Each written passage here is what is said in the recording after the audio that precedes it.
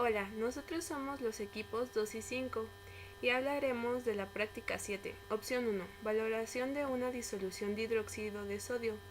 Y opción 2. Cuantificación de ácido acético en vinagre. Como saben, los ácidos son cualquier sustancia que incrementa la actividad de iones hidrógeno cuando se disuelven en agua. Su pH es menor a 7. Y las bases incrementan la actividad de los iones hidróxido cuando se disuelven en agua. Su pH es mayor a 7. En la naturaleza, los procesos que involucran ácidos y bases generalmente se llevan a cabo en disolución acuosa. Algunas sustancias juegan un papel importante en los seres vivos. Por ejemplo, el ácido carbónico es fundamental para mantener constante el pH de la sangre. El ácido láctico y el ácido butanoico se forman por la acción bacteriana sobre los hidratos de carbono. La sangre debe tener un pH entre 7.35 y 7.45. El exceso de ácido dentro de la sangre se conoce como acidosis y el exceso de base como alcalosis. Un ácido muy utilizado en el organismo es el ácido gástrico. En el estómago, su pH es de 1 a 2. Cuando la comida ingerida ingresa al estómago, los ácidos comienzan a romper la estructura de las proteínas y sus uniones. En los ambientes acuáticos, los niveles bajos de pH alteran el balance de sodio y cloro en la sangre de los animales acuáticos. Los iones hidrógeno son introducidos a la célula debido a la pérdida de sodio, lo cual provoca la muerte por insuficiencia respiratoria o la pérdida de la regulación de la presión osmótica. Los niveles de pH menores de 4.5 pueden ser devastadores para los ambientes acuáticos, pero los niveles mayores también pueden ocasionar efectos adversos.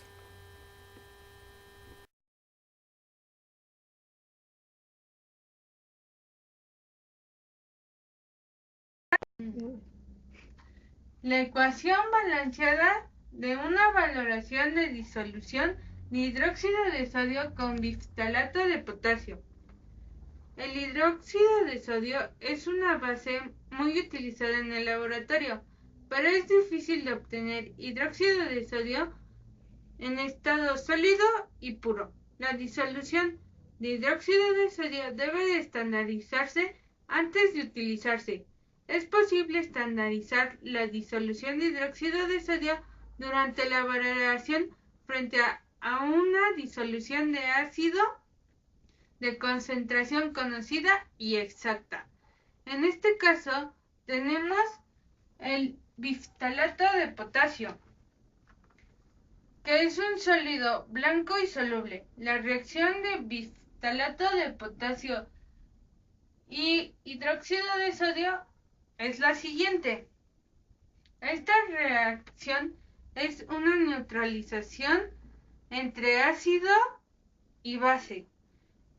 En la reacción acuosa ácido y base que forma una sal y agua, la cual es un compuesto iónico formado por un catión distinto de hidrógeno y una anión distinta de hidroxilo o de oxígeno. La ecuación neta es la siguiente, pero para explicar esto debemos de recordar que es una ecuación iónica. Muestra las especies disueltas como cationes libres, la cual incluye los aniones espectadores o iones que no participarán en la reacción. En este caso son el potasio y el sodio, los cuales no cambian durante la reacción química, por lo que se pueden anular, para concentrarse en los cambios que tienen lugar, que es la ecuación iónica neta, que es aquella que muestra solo las especies que realmente participarán en la reacción.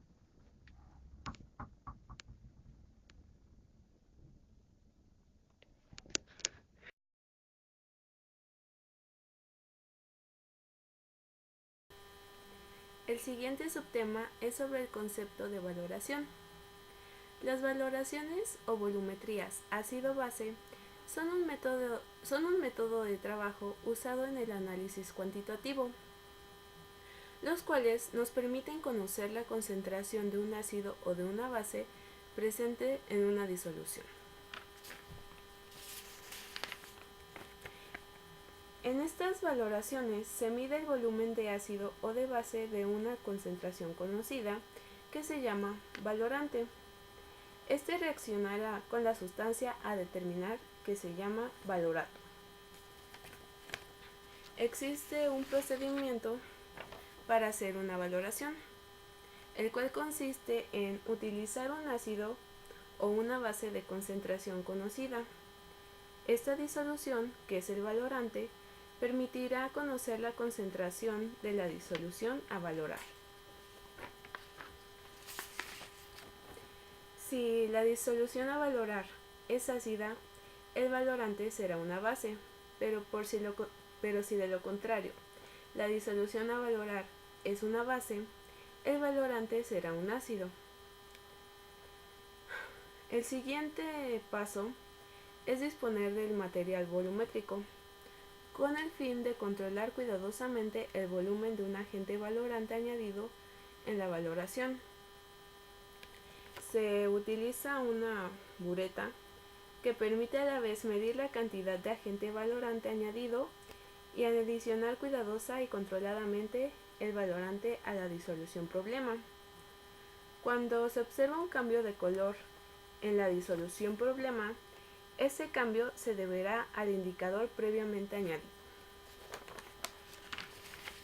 Al punto final de la valoración se le conoce como punto de equivalencia, ya que el número de equivalentes gramos de valorante es igual al número de equivalentes gramos de la disolución a valorar.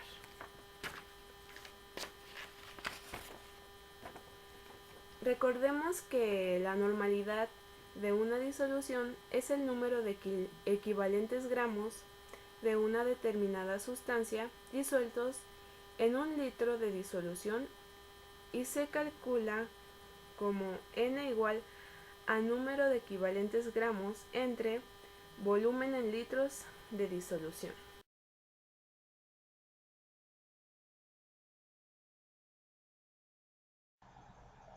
Hola, yo les voy a hablar sobre los patrones primarios y sus características. Bueno, hay que señalar que uno de los problemas que se plantea cuando uno hace una disolución es que la mayoría de los solutos, pues los valores que son calculados para la concentración serán solamente aproximados, incluso aunque se utilicen instrumentos de alta precisión para las medidas de peso o de volumen.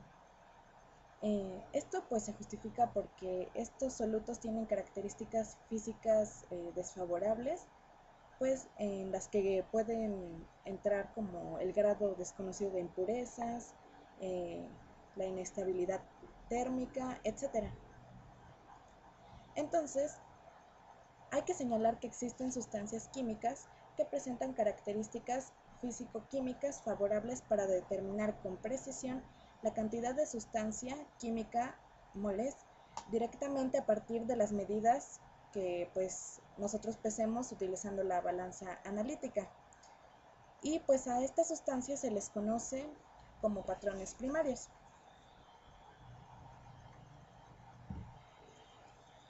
Los patrones primarios pues es una sustancia utilizada en química como referencia al momento de hacer una valoración.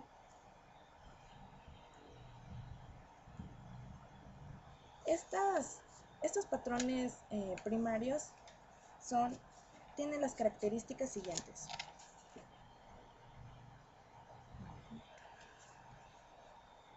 Bueno, tienen composición química, tienen composición conocida. Que esto es decir que se ha de conocer la estructura y elementos que lo componen, la cual servirá para hacer pues los cálculos estequiométricos que queramos nosotros realizar. Deben de tener elevada pureza. Esto para una correcta estandarización, se debe utilizar un patrón que tenga la mínima cantidad de impurezas, que en este caso sería más del 98.5% de pureza, preferiblemente hasta un 99% pues, de que no tengan impurezas o puro.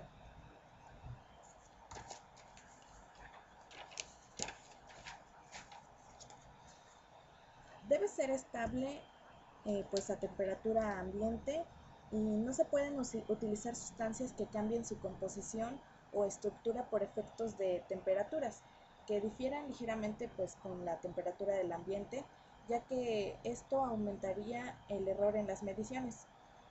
Además debe ser posible su secado en la estufa, ya que pues además de los cambios a temperatura ambiente, también tiene que soportar temperaturas mayores para que sea posible su secado, y además de que debe de tener pues, o más bien debe ser mayor que la del punto de ebullición del agua.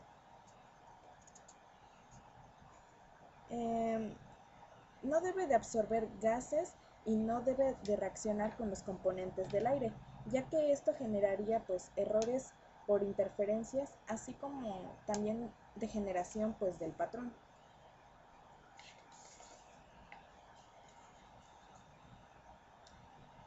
Debe reaccionar rápido y estequiométricamente con el titulante, ya que de esta manera se puede visualizar con mayor exactitud el punto final de las titulaciones, además que se puede realizar los cálculos respectivos de manera más exacta. Y por último, debe tener un peso equivalente grande, ya que este hecho reduce considerablemente el error de pesada del patrón. Bueno, como sabemos, hay muy pocas sustancias que cumplan con todas estas características, por lo que las utilizadas para estandarización de bases son el hidrógeno talato de potasio, con su fórmula, ácido benzoico, ácido sulfanílico, ácido sulfámico, hidrógeno iodato de potasio y ácido oxálico. Esto solo para estandarizar bases.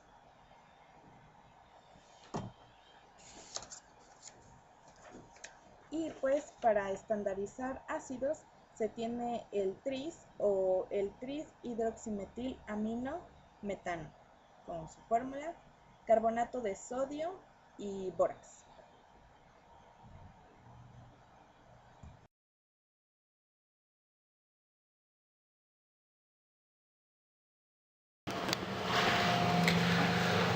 Bueno, pues yo les voy a hablar de los indicadores ácidos-base y bueno, existen distintas sustancias de origen orgánico que tienen la propiedad de cambiar el color de la sustancia dependiendo de las características ácidas o básicas de las mismas a las que son añadidas.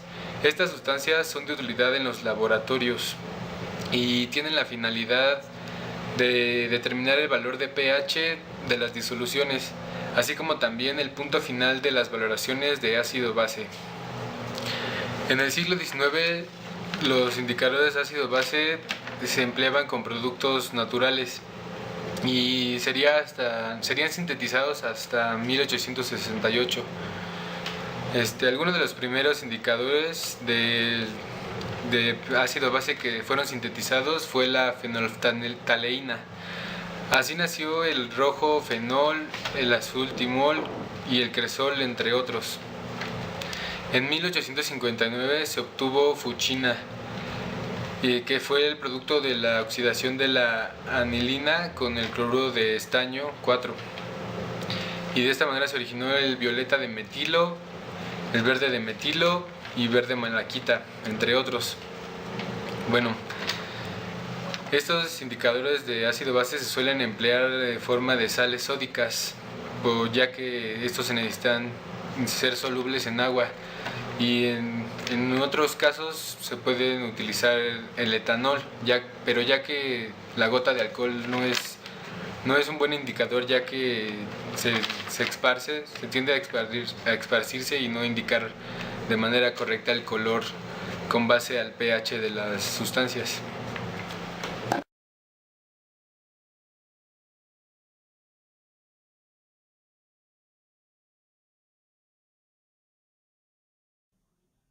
Buenas tardes, compañeros. Yo les voy a hablar sobre la práctica 7 llamada cuantificación de ácido acético en vinagre. Mi tema es presencia de ácido acético en sistemas biológicos. La fermentación acética es el proceso metabólico que se basa en la conversión de etanol bajo la acción del alcohol deshidrogenasa en acetaldehído y del acetaldehído hidratado en ácido acético por la acción del acetaldehído deshidrogenasa. El producto es un vinagre en solución diluida de ácido acético. La materia prima es el etanol purificado diluido, fuente de hidrógeno y una combinación apropiada de minerales. Microorganismos empleados: la bacteria ácido lácticas, los géneros Acetobacter y Gluconobacter. El proceso para producción de ácido acético del 12 al 15% se basa en las concentraciones de alcohol y de ácido acético al comienzo del ciclo son del 7 al 10% y del 5% respectivamente. La fermentación se efectúa entre 27 y 32 grados centígrados hasta que la concentración del alcohol desciende al 0,1 al 3%, momento en el cual se descarga una parte de vinagre, aproximadamente la tercera parte. El recipiente se vuelve a llenar con una mezcla que contiene del 0 al 2% de ácido acético y del 12 al 15% de etanol, y el ciclo se repite. El tiempo aproximado del ciclo varía entre 24 y 48. Las generalidades de las bacterias ácido-lácticas en fermentaciones acéticas son: las bacterias ácido-lácticas que oxidan el etanol a ácido acético pueden existir a valores bajos de pH. Los cultivos industriales se seleccionan en función de que toleren una acidez elevada y de que las velocidades de producción de acetatos sean altas. Estas bacterias son extremadamente sensibles y se mueren en ausencia de oxígeno y etanol. La sensibilidad a la falta de oxígeno aumenta a medida que lo hace la concentración total del ácido acético más etanol. La sobreoxidación, esto es la conversión de ácido acético en dióxido de carbono y agua, puede impedirse manteniendo la concentración de ácido acético por encima del 6% e impidiendo el agotamiento total del etanol. En resumen, la fermentación acética es la continuación de la fermentación alcohólica, donde el alcohol etílico es expuesto al oxígeno en presencia de la bacteria Mycoderma aceti, que transforma el alcohol en ácido acético o vinagre. De mi parte sería todo. Gracias por su atención.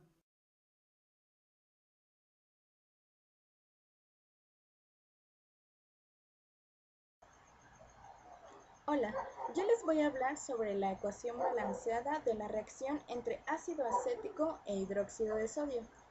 Bueno, como podremos observar aquí, tenemos el ácido acético que reacciona con hidróxido de sodio para formar acetato de sodio y agua.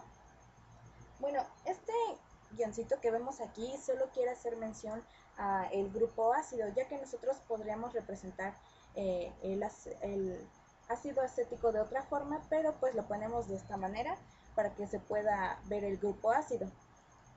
Entonces, pues sabemos que para balancear tenemos que tener el mismo número, digamos, de elementos del lado de los reactivos y del lado de los productos, ya que pues si no nuestra ecuación sería errónea. Entonces, pues empezamos a balancear primeramente con los metales. En este caso sería el sodio, que de este lado, del lado de los reactivos solo tenemos uno, y del lado de los productos también tenemos uno. Entonces, bueno, lo anotamos de esta forma para más simplicidad. Después seguimos con los no metales, en este caso el carbón. Contamos de este lado, hay uno y hay dos. Entonces, bueno, lo anotamos y del lado de los productos hay 1 y hay 2. Entonces, bueno, igual lo anotamos aquí, de este lado. Seguimos con los hidrógenos y de este lado tenemos 3, 4 y 5. Entonces, bueno, lo anotamos. Y del lado de los productos tenemos 3, 4 y 5. Entonces, bueno, ya lo ponemos aquí. Y por último, proseguimos con los oxígenos, que de este lado tenemos 1, 2, 3. Y del lado de los productos tenemos 1, 2 y pues también 3. Entonces, pues nos dimos cuenta que realmente esta ecuación no necesitó balancearse y pues realmente pues ya la tenemos aquí. Y esta sería la reacción entre el ácido acético y el hidróxido de sodio. Muchas gracias.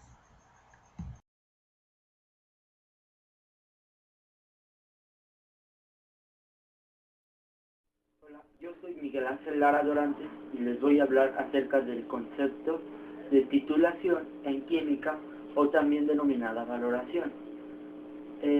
Titulación se va a referir cuando alguien quiera determinar la concentración de soluto de una desconocida dada en una disolución.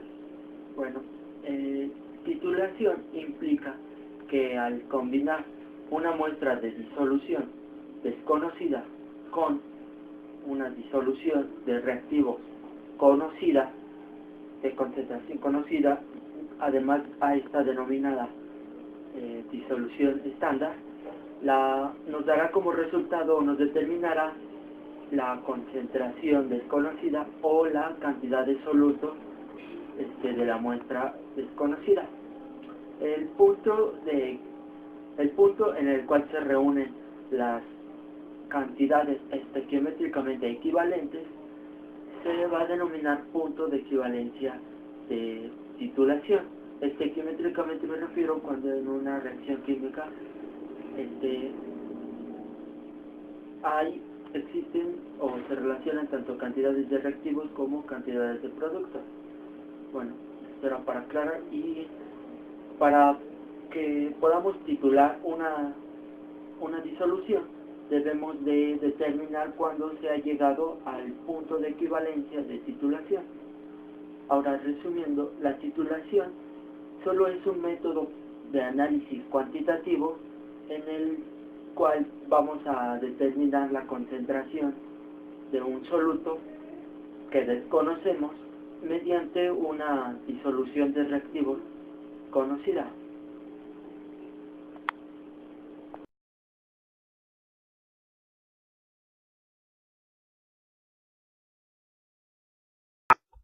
Hola chicos, yo soy Luisa y les voy a hablar de los patrones secundarios.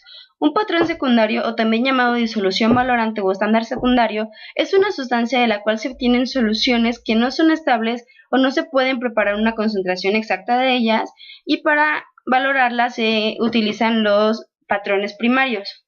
Después, como características de los patrones primarios, tenemos que en primera debe de ser estable mientras se efectúe el periodo de análisis. Debe de reaccionar rápidamente con el analito. Como aclaración, un analito es un elemento, compuesto o ion cuya presencia o concentración se desea conocer. Como otra de las características de los patrones secundarios, tenemos que la reacción entre el patrón secundario y el patrón primario debe de ser completa, y también la reacción entre el patrón primario y el analito. Después tenemos que debe de existir un método para eliminar otras sustancias de la muestra que pudieran reaccionar con el patrón secundario y así crearnos una impureza o un cálculo erróneo de lo que queremos calcular. Y por último, que debe de existir una ecuación ajustada o balanceada que describa por completo la reacción entre todas estas sustancias. Eso ha sido todo. Muchas gracias.